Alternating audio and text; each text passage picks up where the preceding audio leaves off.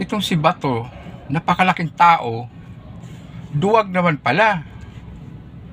Kung makasalita sa harapan ng mga tao, kala mo kung sinong matapang. Bring it on, bring it on.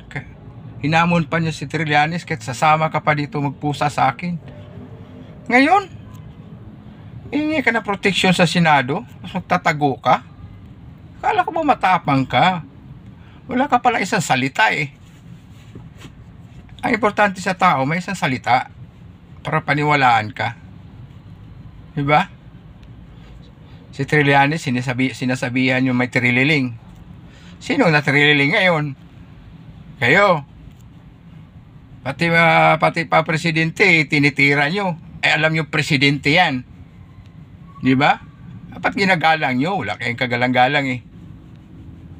Wala kayong magagawa dyan, presidente yan eh. Yan, mapala sa inyo. Hindi nyo ginagamit yung utak nyo. Ginagamit nyo yung kakayabangan nyo. Walang iya kayo.